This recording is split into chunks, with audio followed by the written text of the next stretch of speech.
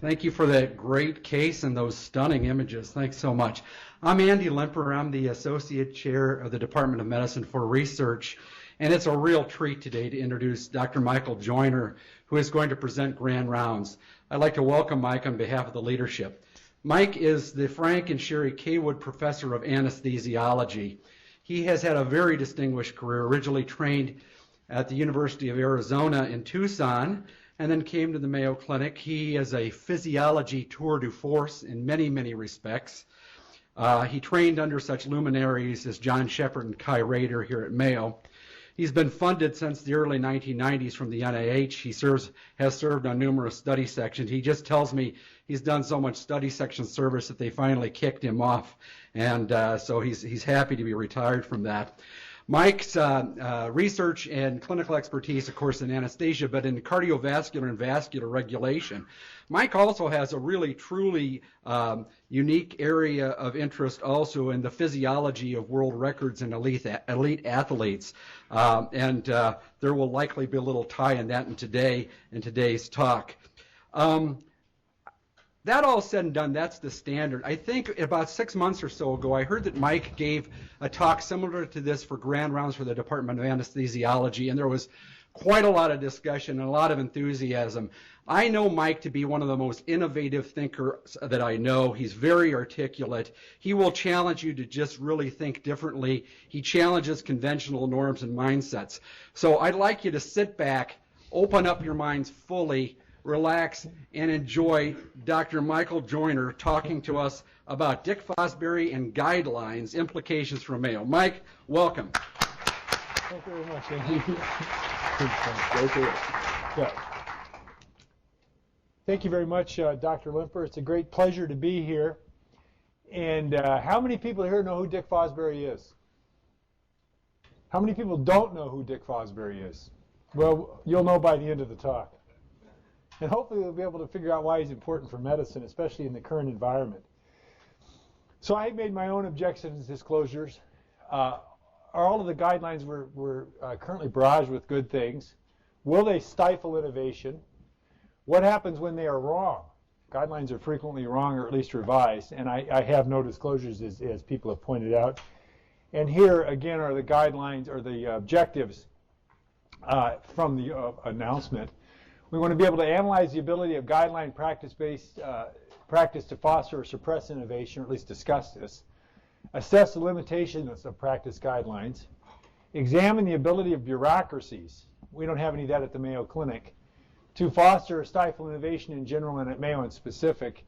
And identify the risk of excessive standardization in general, and also this risk at Mayo. Now, you know, there's an old Irish saying, is this a private fight or can anybody join? So this talk is designed to be inflammatory. Interruptions are welcome. And the topic of guidelines, checklists needs some debate, in my opinion. Some of our surgical colleagues are here because I told them that the no-fly zone for surgeons had been suspended for medical grand rounds this week. And so frequently they're a bit more outspoken, so they may want to interject, interrupt, comment, or otherwise entertain us. So this is a book by Atal Gawande about checklists and about how checklists are going to solve all of our problems. And if we just get better organized, standardize things, and develop checklists, everything will be in great shape. Now, we read this in anesthesia, and we kind of thought it was funny because starting in about 1950, adoption of things like better people in training, machine fail-safe mechanisms, monitors, interoperative monitoring, and checklists led to a 2-log reduction in anesthetic mortality from about 1 in 500 or 1 in 1,000 shortly after World War II to less than 1 in 10 now. And if you actually look at the best statistics and you compare people across disease severity and operations, it's currently for relatively healthy people not really calculable. You can't really calculate what the risk of anesthesia is. In other words, we do very, very few clean kills in anesthesia. Usually it's the surgeon's fault. Never the internist. The patients always come to us perfectly worked up. And so the checklist manifesto tells us we're going to get things right and how to get things right.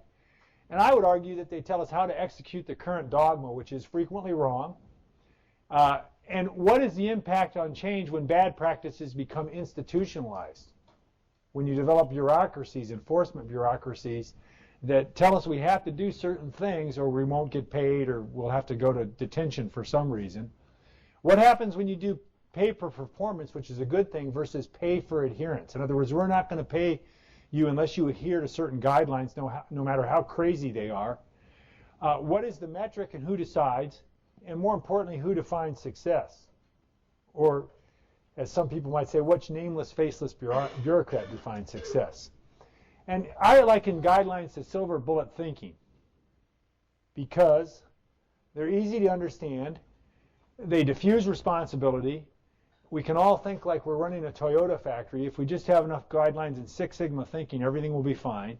And we can run around here saying you can't manage what you can't measure, when we all know that what you can't measure is what really makes a difference, the so-called intangibles, things that are frequently lost in the signal-to-noise ratio that make the Mayo Clinic a special place, that make some of our superb clinicians here really, truly skilled, and skills in ways that just cannot be quantified. And so this is an interesting thing. We all saw it in the Mayo Clinic proceedings, and it talks about a decade of reversal and analysis of 146 contraindicated medical practices. You can read this, but this is looking at randomized clinical trials and other well-known papers in the New England Journal over a course of a year, and ask how often these things sort of turn over. And the statistics are really quite striking. And somewhere between, depending on the metric, somewhere between 30 and 40% of things turn over per decade. So the guidelines we make today have at least a 1/3 chance of being wrong 10 years from now. 1/3 chance of being wrong 10 years from now, no matter how smart we are. And here's a few ideas or a few comments about guidelines gone bad. How many people think it's a good idea to have bed rest after your heart attack?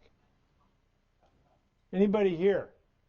Does anybody here ever think that that was a standard practice? Was bed rest post-MI a standard practice?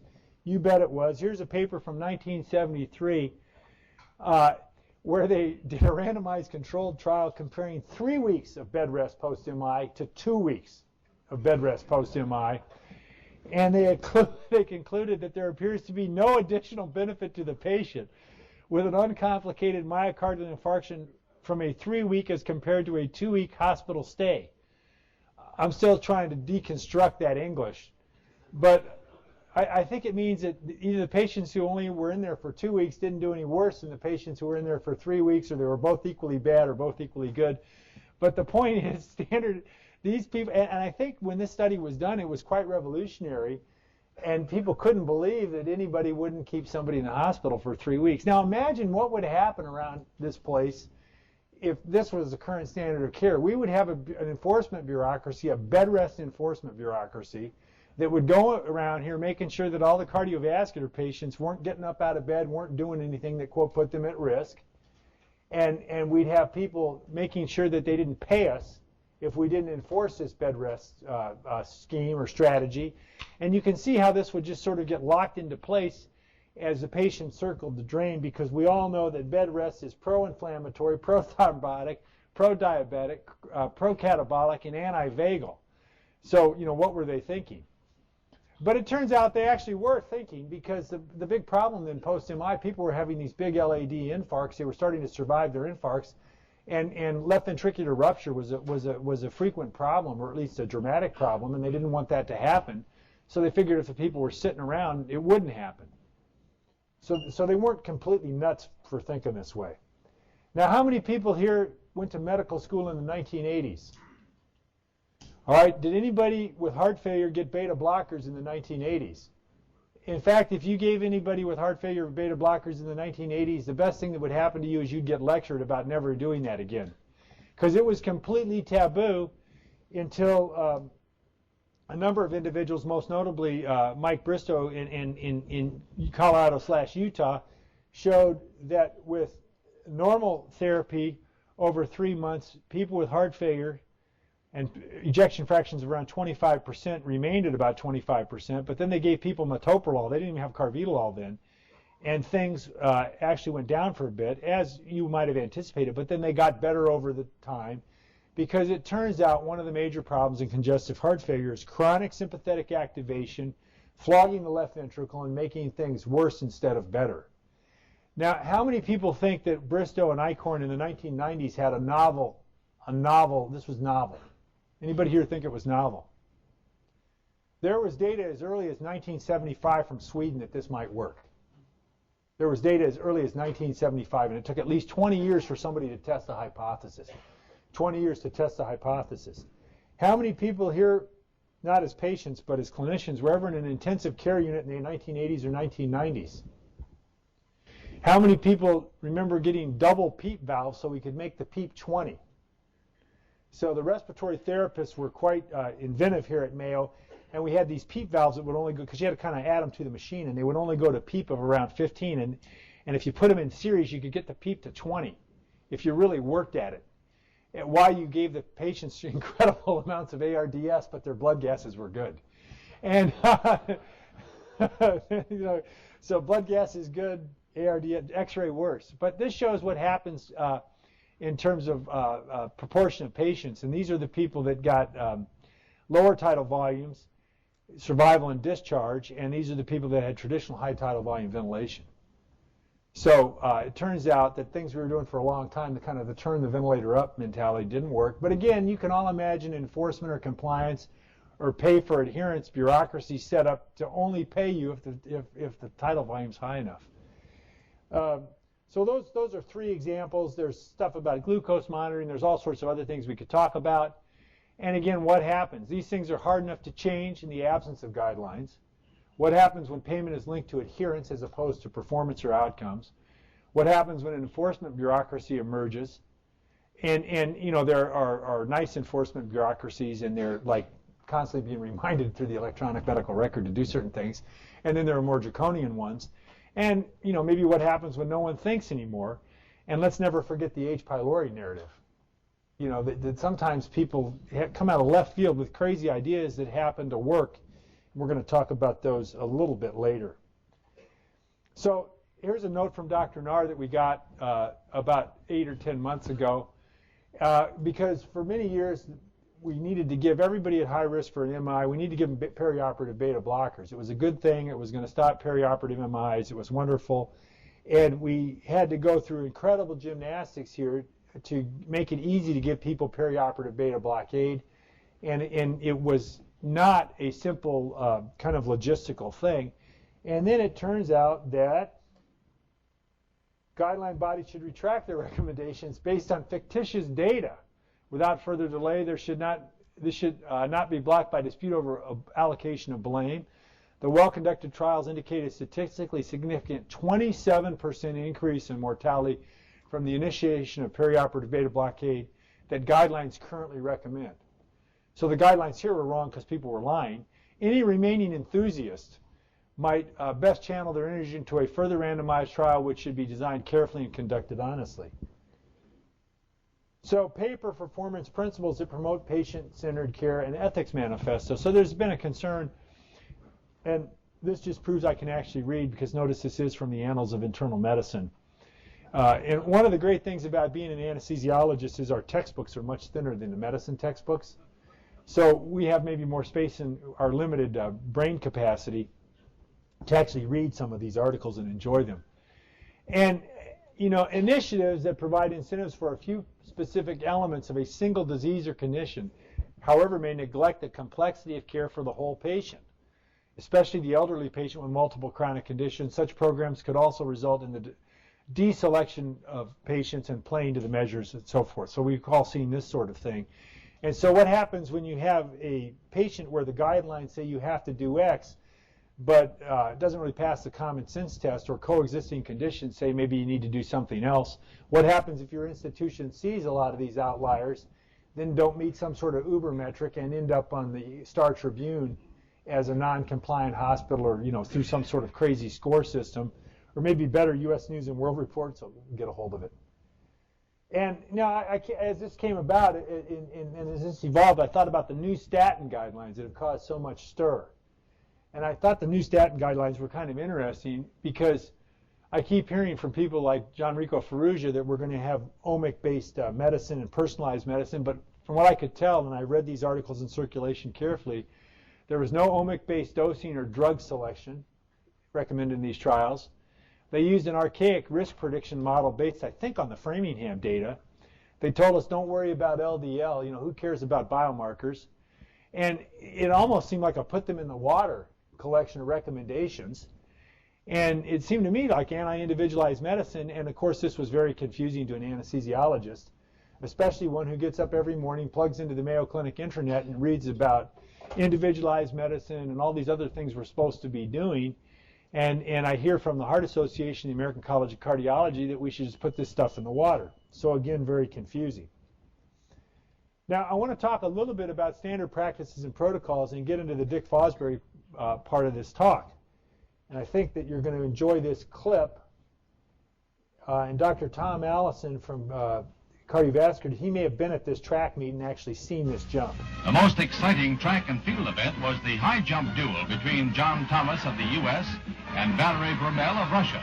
Brumel, who beat Thomas in the Olympics, tied his own best mark in this indoor meet, and then went on to a jump of more than 7 feet 4 inches. The Russian defeated Thomas in every one of 3 meets with form like this. What's the most interesting thing about this video? The high jump form. The high jump form. But look what they landed in. Look what they landed in. All right, and so then along comes a guy called Dick Fosbury. This is the 1968 Olympics in Mexico City.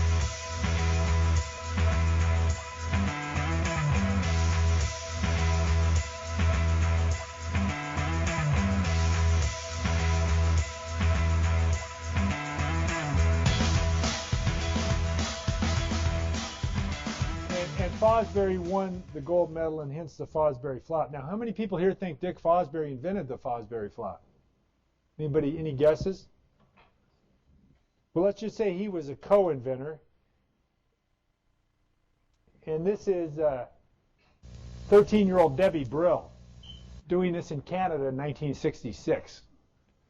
And there was no sports center, and there's no evidence that Dick Fosbury saw Debbie Brill do this or Debbie Brill saw Dick Fosbury do that.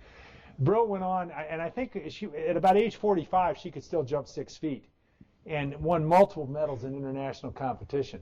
So you have a couple of high school kids and teenagers who've invented a new way to jump, and again, look what she's landing in, which leads us to the question of, or at least a few observations. One, this was not mandated by the IOC. Nobody told these teenagers that they had to change. There's no top-down mandates from regulatory bodies or any other interesting place like we might sometimes hear here. There were no task forces deciding that we needed to come up with a new way to high jump. There were no committees, and it did not take any IT resources to make this change. So they did it maybe a little bit differently. So what happens when you flop? You get about a 4% improvement. It's much easier to teach. You can teach a pretty good athlete to flop literally in a matter of hours. And some people become quite good at it in a matter of days. It's more consistent. It allows shorter people to participate at an elite level because you can go higher over your head. And it puts a bit of a premium on speed. And what was the key technical innovation that facilitated flopping? Foam, exactly. And we'll show you a little bit about that later. And I'll just show you what happened about the 4% here. So you can see things progressed and then obviously were stagnant over the war. And people were using what was called a scissors technique then. And actually people had screwed around with something that looked like the flop here, but nobody wanted to try it and land in sawdust. And the rules required people land on their feet until World War II. So in other words, you had to jump over the bar and land on your feet. The pits get better and people start to straddle or roll. There's this big increase, but then things level off into the early 70s, and then the flop starts and they continue to rise. And you can see this is a porta-pit. And the porta-pit was not invented for high jumping. The porta-pit was invented for pole vaulting. Because the people started to vault 17, 18 feet, and that's a long way to fall. And it just happens they adopted it for high jumping. So you had to have two things to do flop. One, you had to have better pits, period. Two, they had to be bigger. because if you notice, people are kind of running at the pit as opposed to going up and coming straight down. And they were right for the wrong reason. You know, the pits were initially developed for pole vaulting. We all know that Viagra started off as an anti-anginal medicine, and my oncology friends tell me VEGF inhibitors were going to cure cancer, but in fact they've done a lot for macular degeneration. So two examples of innovations in one area actually playing a bigger role in other areas in medicine. We see this all the time. But again, as we get more and more guideline driven, will we be able to cross-fertilize and kind of cross-pollinate from other areas? So how would medicine respond to this? How would Mayo respond? Well, we can't do this because there's no CPT code. There's no metric for this. If this is good, why aren't they doing it at Hopkins? How can we tolerate a person who violates guideline-driven practice? Show me the randomized clinical trial data. Is it FDA approved? To expand this, we will need to remodel. Nursing is not comfortable with this approach. Will be hard to do outside of Rochester. We've never heard that before, have we? Not enough IT resources. And finally, what committee approved this? So when you look at all, how many people here have seen or heard some phrase like that spoken or sent in a memo? It looks unanimous. And if you hear enough of this and see enough of this, don't you eventually generate a culture of niet, where there are just so many wonderful ways to say, there's a lot of ways to say yes at the Mayo Clinic, but there are probably more ways to say no. I've listed about 10 of them, and it would be fun to kind of bring the free association people in here and just see how long we could make this list. So you might know, so the point I want to make is if you try something new, you might in fact get in over your head. This is a man called Franklin Jacobs. Franklin Jacobs is about 5'7", and here you can see him jumping 7'7" or 7'8". He's tied for the world record over his head. And I'll show you a clip of the guy who tied it with him, but his point is he's 5'7" and the other guy's 5'11". So he holds it on a percentage basis. And det kommer bli avbrott kanske för prisutdelningar för grenar som passerar på löparbanan och sådär. Men den som lyckas hålla fokuset, den som inte blir störd av omgivningen, den kommer slå pall egentligen. He's a Swedish guy who won the Olympic. He held the world record for a while and was Olympic champion. And you know, my comment about it is anyone can jump, and should we actually try to jump at Mayo as opposed to just working our way through these guidelines and so forth. So finally, we hear a lot about the Toyota model and how we can Toyotaize things at the Mayo Clinic, and about how process improvement guidelines and all sorts of other things are going to solve our problems and save the bacon. And over on the right is a Toyota Camry, which you can purchase all over the United States. On the left is a 1958 Testarossa, Ferrari Testarossa. So my question to you is, which of these vehicles is higher quality? Anybody here? Which is a higher quality vehicle? It's handmade. Somebody votes for handmade. So what's a higher quality, a Camry or a Ferrari? Camry is a higher quality vehicle. I would say, what qualities are you interested in? You can't go 180 in a Camry. Really, no matter how hard you try. You could probably go 180 in a Ferrari in fourth gear. Right? And the other thing is you know, what are people going to travel to Rochester to buy? Are they going to travel to Rochester to buy Toyotas? Are they going to travel to Rochester to buy Ferraris? And in the great economic meltdown, which car company has the highest demand and has had the biggest growth in their sales? Ferrari. They can't make them fast enough. They absolutely can't make them fast enough, and there's a waiting list, and you've got to kind of apply to buy a Ferrari now. So again, which is higher quality? It's in the eye of the beholder. And what will people travel to Rochester to obtain? So what should be standardized? What should not be standardized? I'm not sure we've had that discussion at this institution. In a standardized world, will innovation be stifled? You know, I could see the residency review committee saying to Dick Fosbury, you can't go over the bar backwards. What elements of the current focus on standardization and metrics might be putting Mayo at risk? I would argue more than we think. Will institutionalized groupthink kill professionalism and allow us to kind of abdicate our traditional roles? And I think the other question here is as we work through this, are physicians going to become high-paid tech workers? Or are we already high-paid tech workers? We just don't know it yet. So I think the real risk here is that we're going to be painting ourselves into a corner if we get too into metrics, and if we adopt or buy into the cult of metrics and guidelines too much in medicine. I think that's a general thing for all of medicine. I think in a place like Mayo, it's a specific risk, and I think it needs to be discussed and debated at the institution much more than it has been, And I think it's our duty as highly trained autonomous physicians to start to raise these questions as some of these ideas get imposed on us, because I'm not sure more guidelines are better. And I'm awfully sure that I'm glad there isn't a bed rest bureaucracy enforcing bed rest guidelines at the Mayo Clinic. So I'm happy to take any questions and otherwise engage in debate. Thank you.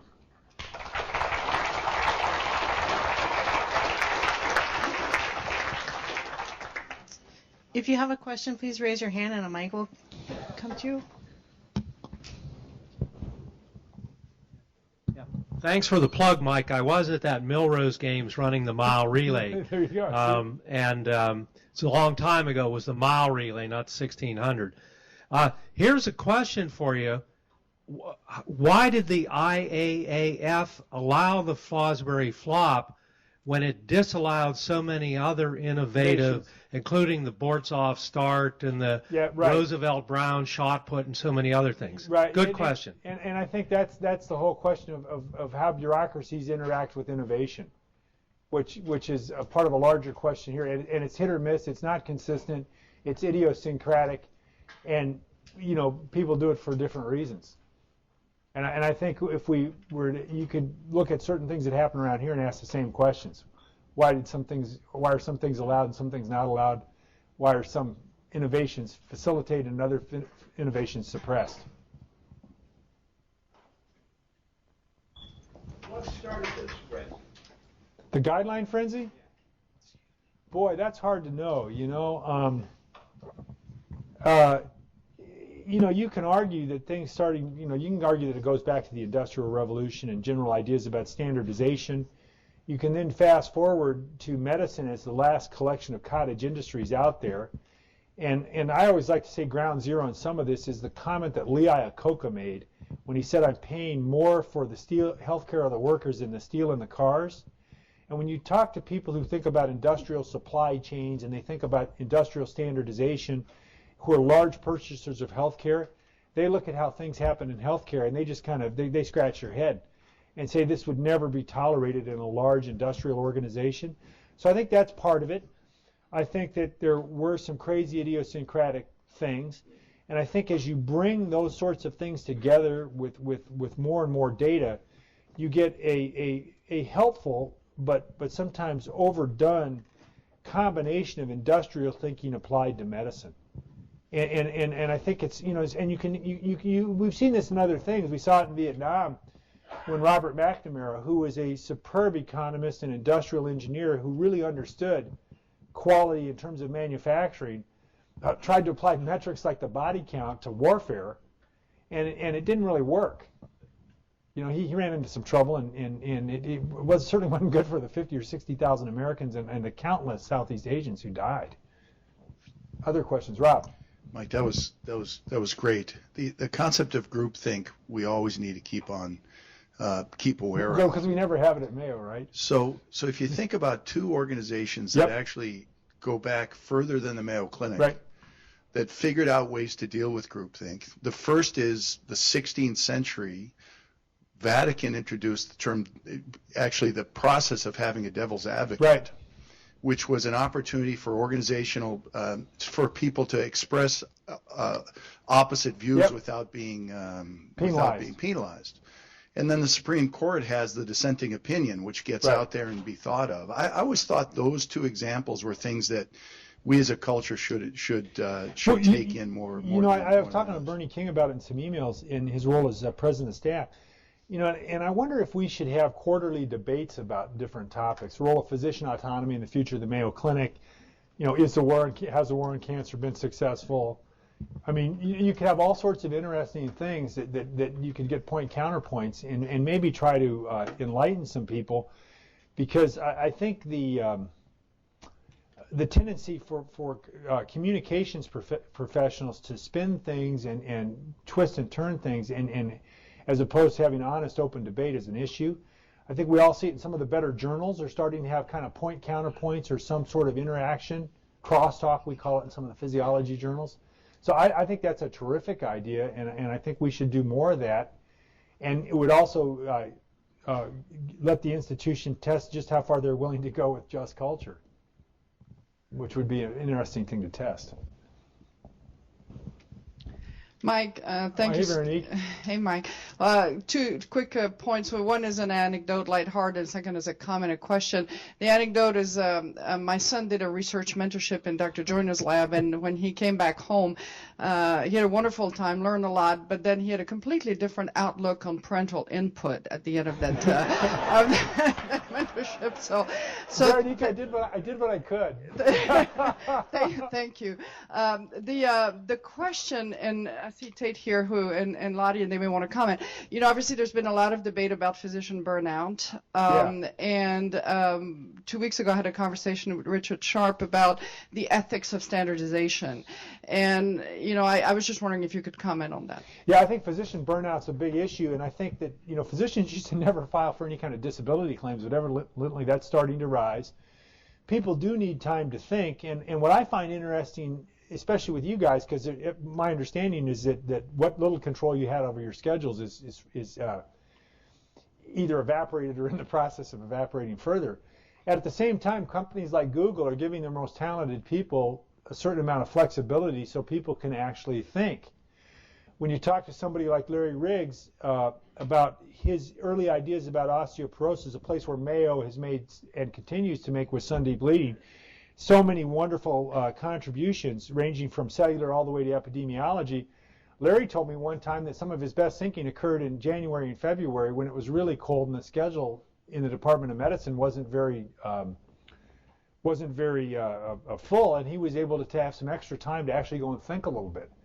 I think that the River Room's been a good thing in terms of informal interactions, but I think that we've lost some of the informal interactions because we're all sitting at a computer screen typing and doing this. So I think, you know, at best, we all understand that people have to make money and have net operating income, but if we don't think about it, I think we will turn out burned out. I think we're going to be these high-paid tech workers that are Dilbertized, and I think we're going to really miss the interaction, and that interaction is what makes things good. I think one of the advantages we have here in Rochester is the bump-in factor at the soccer game, or, you know, here or there, the athletic club or the DALC, where you can still, there's still a bit of a black market where you can solve problems here informally. But that informal problem solving is rapidly, because of this time pressure going away, people feel more pressure. So I think it's terrible. And you know, the rep will tell you 25% of the people in Olmsted County have had at least one encounter with antidepressants. You know, and I think that's a good thing, because you don't want people to be depressed, and it's good there's treatment for them. But I think, you know, I'm not sure 25% of the people in Rio have been treated with antidepressants. Hi, Mike. Appreciate your talk very much. I think you're right on point, and I hope this leads to a lot more dialogue. You know, just a comment on your connection ideas. In the old days, we did, and maybe you still do it, but it isn't done everywhere, did off-floor consulting, where we ran around and we met patients with the doctor they had as a surgeon. You know, that accomplished a lot more than it looked on the surface. That was our connection. That was our way we got to know people and learned and felt connected to each other. And a lot of things have maybe taken away from that. That was, you know, an old guy looking backwards. That was a really important part of our life. But if you look at it, you know, the people in the most innovative companies, the industrial designers, put the bathrooms and the coffee rooms in a place that are almost inconvenient to get to, so people have to bump into each other. And they, you know, put the ping pong tables up and stuff like that to actually force people or to get this sort of informal interaction going. And Andy and Raleigh Dixon were talking about how people used to, from different specialties and different areas of the institution, used to look at x-rays. The research labs of Dr. Hyatt were embedded in the pulmonary. Mm-hmm. They were embedded right there. So somebody could, you talk about translation. So somebody could go talk to, leading basic scientists and also leading clinical investigators right off the floor. Mm-hmm. And so I think that's a real problem. I think the other problem we're going to have here is historically about 10% of the patients have been responsible, as you know, for about 90% of the NOI. These people traditionally came to Mayo on the basis of our reputation. These individuals are now highly educated, and they go to Google Scholar. And if we do not have a cadre of clinicians writing up their experience and communicating this in scholarly journals, and if we do, as a result of what Veronique talked about, burn a bunch of people out and don't publish this data, people aren't going to know we have the best outcomes. People aren't going to know that the many people in this room are the world's leading experts in disease X, Y, or Z, have done the most of this or the most of that. And that could slowly begin to erode itself as these, for lack of a better word, elite patients, or certainly highly educated patients who need something special, have a harder time finding their way to the Mayo Clinic. So I think it's a real risk. I think we're putting the institution at risk as we do that. So in the short run, it makes sense, but in the long run, I'm not sure it's a good idea. What's that? Letting this autonomy erode. Oh, well, and the off-the-floor stuff. But the off-floor consulting was and not facilitating bump-in. Right. Just a question. Is it possible to get the discussion more based on outcome rather than process? Yeah, no. Process is important, but only if the outcome gets better. But it's a lot easier to measure process than outcome. And bureaucracies, it's much easier for bureaucracies to have check boxes than to look at outcomes. And look at all the debate over the Dartmouth data and stuff like that. But what does the patient want? What does the patient want? The patient wants it. What do we want? We all want better outcomes, right?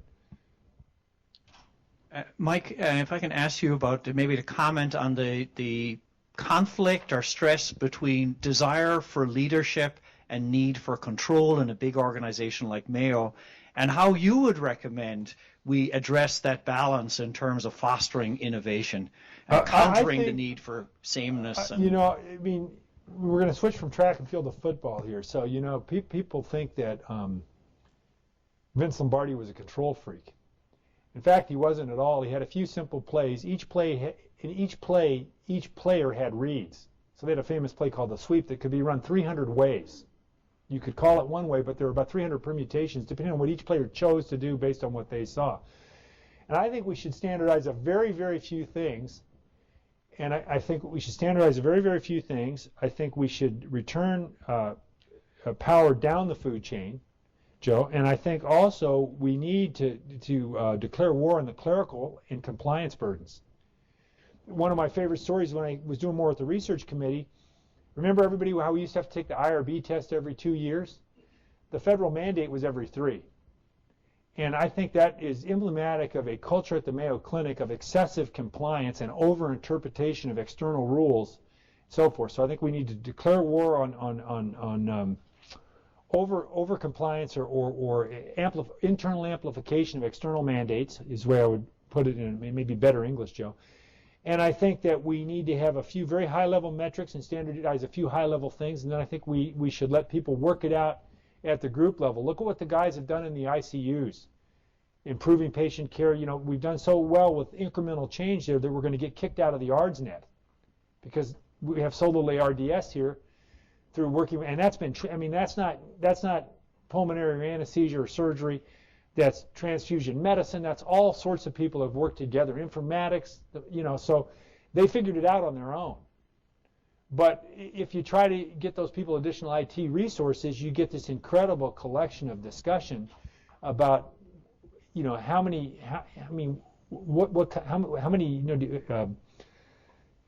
what the gymnastic process to get IT resources is, when it would have been cheaper just to give them a programmer based on the committee time you'd save. So that would be my advice to the central administration. I'll wait for their call. And Samari told me that this may be the first time he'd ever come to a talk where anybody committed academic suicide. So But anyways, and when he's in charge down there in Kansas, I'll try to come and make life hard for him too. Other questions? Thank you, Mike. Yeah, thank you very much.